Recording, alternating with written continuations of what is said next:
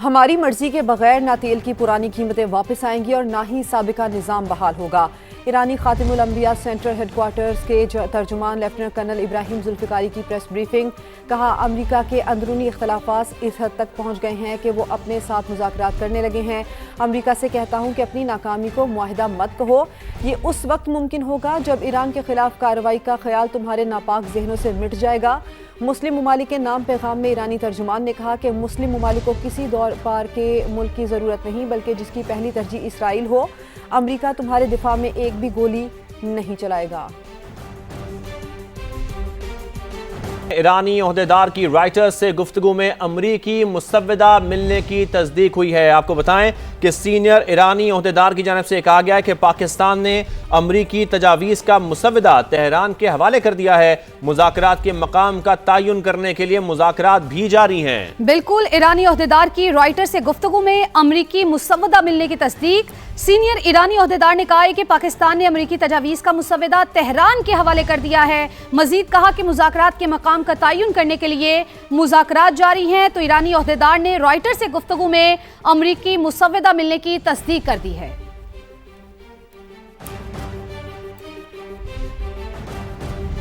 Iran जंग के खात्मे की कोशिशें तेज। पाकिस्तान ने दोनों मुल्कों को मुज़ाकरात की मेज पर बिठाने की कोशिशें शुरू कर दी।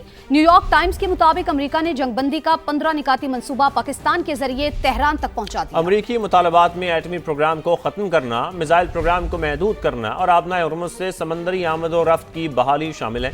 ईरानी मीडिया के मुताबिक तेहरान ने मुज़ाकरात के लिए तमाम अमरीकी अड्डों के खात्मे और जंग में नुकसानात पर हर्जाने की अदायगी समेत 6 शराइत रखी हैं।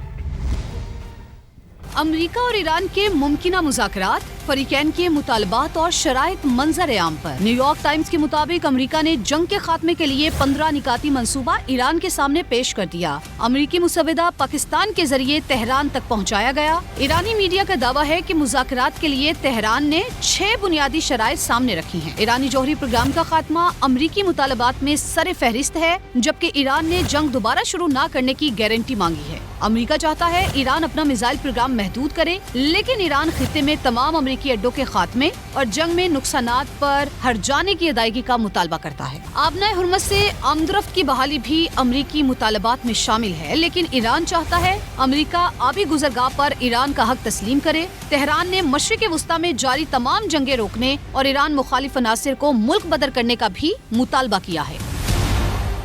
ईरानी दफ्तर खारजा के तर्जुमान ने अमरीका से बातचीत की तरदीद कर दी है। वाज़ेह किया था कि अमरीका और ईरान की कोई बातचीत नहीं हो रही। इस्माइल बकाई की जानिब से कहा गया, उन्होंने कहा कि हमें अमरीका के साथ सिफारतकारी का तबाहकुन तजुर्बा हुआ।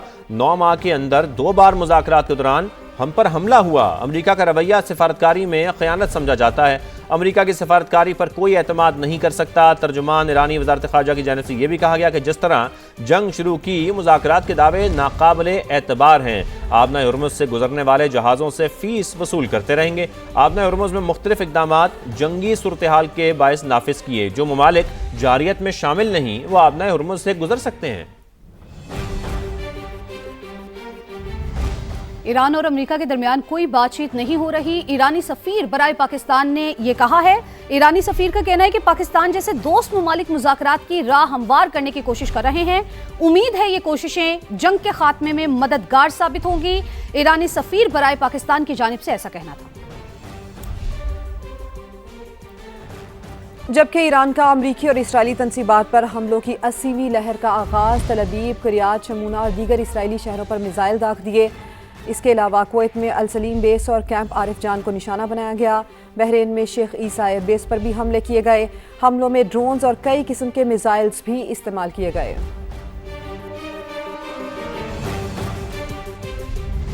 हम ईरान से मुज़ाकरात कर रहे हैं, अब हम सही अफराद से बात कर रहे हैं। अमरीकी सदर ट्रंप की व्हाइट हाउस में मीडिया से गुफ्तगू। कहा, ईरान में अब जिनसे बात कर रहे हैं वो डील चाहते हैं। ईरान इस बार समझदारी से बात कर रहा है। ईरान ने हमें तेल और गैस से मुतालिक बहुत बड़ा तोहफा भेजा है। सदर ट्रंप का कहना था कि ईरान में नई क़यादत आई है, इसको हम रजीम चेंज कह सकते हैं। नायब सदर JD वेंस, वजीर खारजा मार्को रूबियो और स्टीव विटकोफ डील के मामले पर मुतहरिक हैं। ईरान भी रजामंद है कि वो जौहरी हथियार कभी नहीं बनाएगा। Killed all their leadership, and then they met to choose new leaders, and we killed all of them.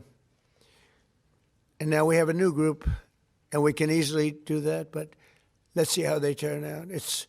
We have really regime change. We're in negotiations right now. They're doing it along with Marco, JD. We have a number of people doing it. They're talking to us and they're talking sense. I don't want to say in advance, but they've agreed they will never have a nuclear weapon. They've agreed to that. They did something yesterday that was amazing, actually. They gave us a present, and the present arrived today. And it was a very big present worth a tremendous amount of money. हमारी मर्जी के बगैर ना तेल की पुरानी कीमतें वापस आएंगी और ना ही साबिका निज़ाम बहाल होगा। ईरानी खातिमुल अंबिया सेंट्रल हेडक्वार्टर्स के तर्जुमान लेफ्टिनेंट कर्नल इब्राहिम जुल्फिकारी की प्रेस ब्रीफिंग। कहा, अमेरिका के अंदरूनी इख्तलाफात इस हद तक पहुँच गए हैं कि वो अपने साथ मुज़ाकरात करने लगे हैं। अमेरिका से कहता हूँ कि अपनी नाकामी को मुआहिदा मत कहो। ये उस वक्त मुमकिन होगा जब ईरान के खिलाफ कार्रवाई का ख्याल तुम्हारे नापाक जहनों से मिट जाएगा। मुस्लिम ममालिक के नाम पैगाम में ईरानी तर्जुमान ने कहा कि मुस्लिम ममालिक को किसी दौर पार के मुल्क की ज़रूरत नहीं, बल्कि जिसकी पहली तरजीह इसराइल हो। अमेरिका तुम्हारे दिफा में एक भी गोली नहीं चलाएगा। आपको खबर दे, तेहरान में एक ही इमारत पर 2 बार बमबारी। ईरानी मीडिया के मुताबिक ये खबरें सामने आ रही हैं। हिलाल अहमर ईरान के मुताबिक पहली बमबारी के बाद रेस्क्यू में शरीक एहलकारों को निशाना बनाया गया। मलबे तले दबे अफराद को निकालने की कोशिशें कर रहे हैं। हिलाल अहमर ईरान की जानिब से ये खबरें सामने आ रही हैं। कुवैत एयरपोर्ट के फ्यूल टैंक पर ड्रोन हमला हुआ है, आग भड़क उठी है। खबर एजेंसी के मुताबिक रेस्क्यू टीमें मौके पर मौजूद हैं और आग बुझाई जा रही है। खबर एजेंसी का यह भी बताना है कि वाक़े में किसी किस्म की हलाकत की इत्तला सामने नहीं आई है। अहम खबर ईरानी शहर के ये खबर है जहां पर धमाका हुआ है। रेस्क्यू टीमें पहुंच चुकी हैं और अभी तक ये बताया जा रहा है कि किसी भी हलाकत की इत्तला सामने नहीं आई है। ईरानी शहर यज़्द में धमाके के सदमे से 10 साल की बच्ची शहीद हो गई। ईरानी मीडिया के मुताबिक अमेरिकी और इस्राएली बमबारी के बाद धमाकों से बच्ची को शदीद ज़हनी सदमा पहुंचा और 10 साल की बच्ची शहीद हो गई।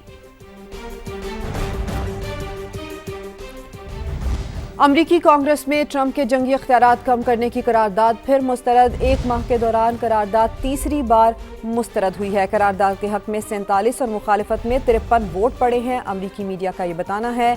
अमरीकी कांग्रेस में ट्रंप की जंगी इख्तियारात कम करने की करारदाद फिर से मुस्तरद हुई है।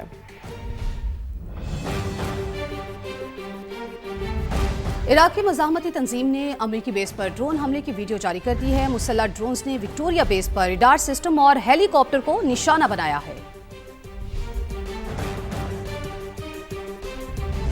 अब आपको ये खबर दें कि सऊदी अरब में मजीद 9 ड्रोन्स तबाह कर दिए गए हैं। सऊदी वज़ारत दिफा के मुताबिक 2 घंटों के दौरान 20 ड्रोन्स फ़ज़ा में ही तबाह किए गए हैं।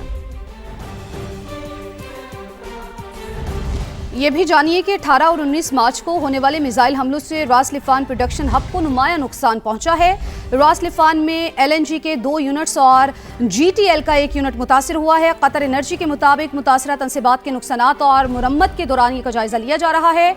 इटली, बेल्जियम, जनूबी कोरिया और चीन के साथ LNG मुआहिदों पर फोर्स मेजोर नाफिज करने पर गौर कर रहे हैं। कतर एनर्जी की जानिब से ऐसा बताना है।